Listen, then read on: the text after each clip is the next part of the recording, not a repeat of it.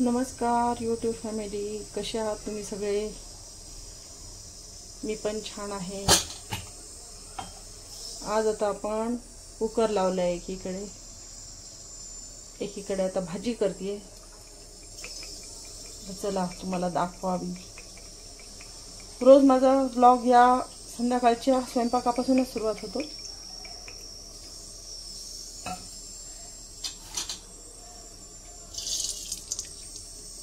मोहरी,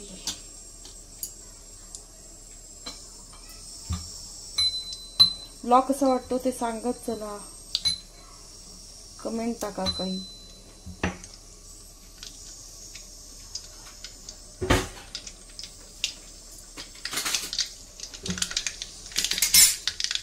बरेच जण नुसते बघतात, सबस्क्राइब करत नाहीत।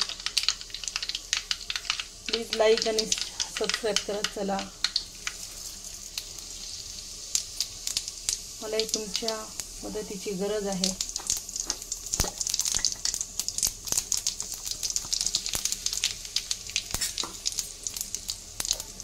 हिंग टाकला, फोडणी झाली। फोडणीमध्ये उगी थोडंसं लाल तिखट टाकते, हळद टाकते।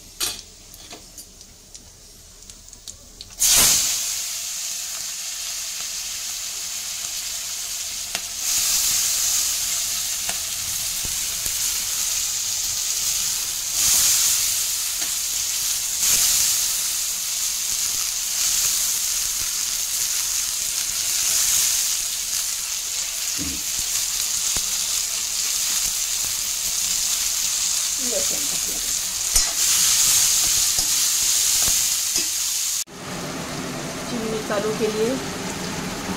थोडा खसका आहे, खसका करून घेऊ।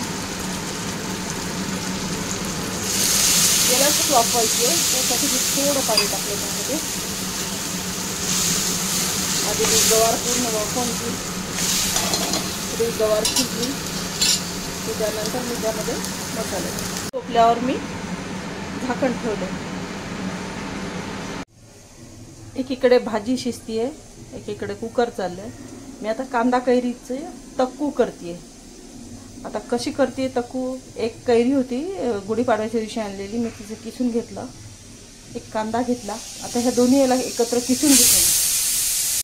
मी कांदा आणि कैरी किसून घेतलंय।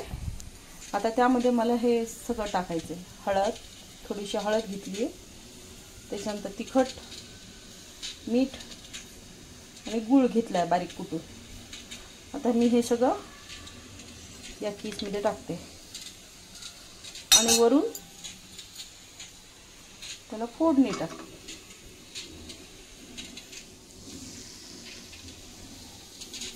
आता हे सगळं कालवायचं। मस्त आंबट गोड चटणी, तक्कू म्हणू शकतो आपण त्याला, तयार झाली खाण्यासाठी। आता हा थोडासा गूळ त्याच्यामध्ये मुरल्यानंतर आंबट गोड फार सुंदर चव लागते।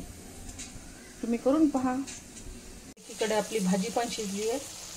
आता भाजीमध्ये आपण मीठ टाकूया, त्याच्यानंतर 2 चमचे शेंगदाण्याचा कूट टाकते आणि थोडा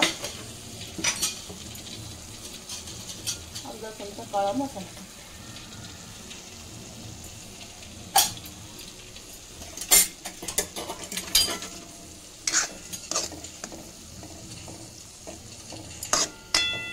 भाजी शिजली आहे आता समजा, तर आता थोडी 5 मिनिटं वाफवून राहू देते।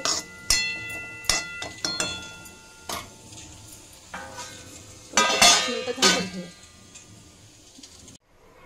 आता पोळ्या करून घेते, फुलके।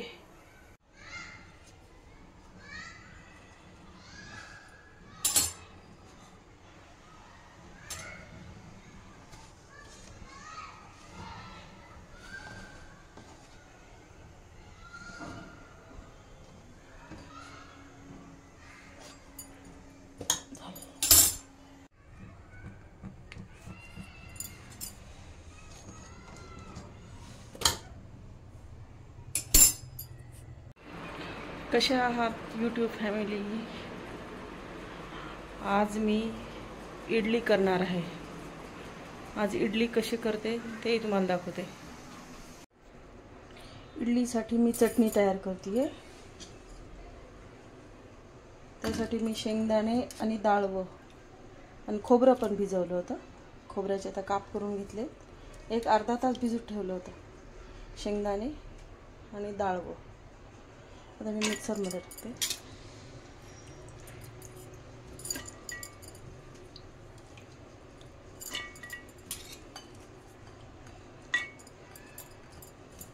खोबरं टाकूया. त्याच्यानंतर 2 लसणाच्या पाकळ्या, त्याच्यानंतर चिरलेली मिरची आणि ही कोथिंबीर, 1 चमचा जिरे,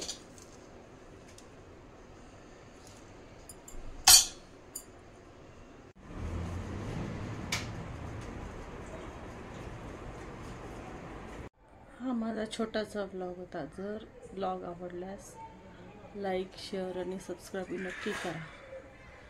इथेच मी संपते. Bye bye.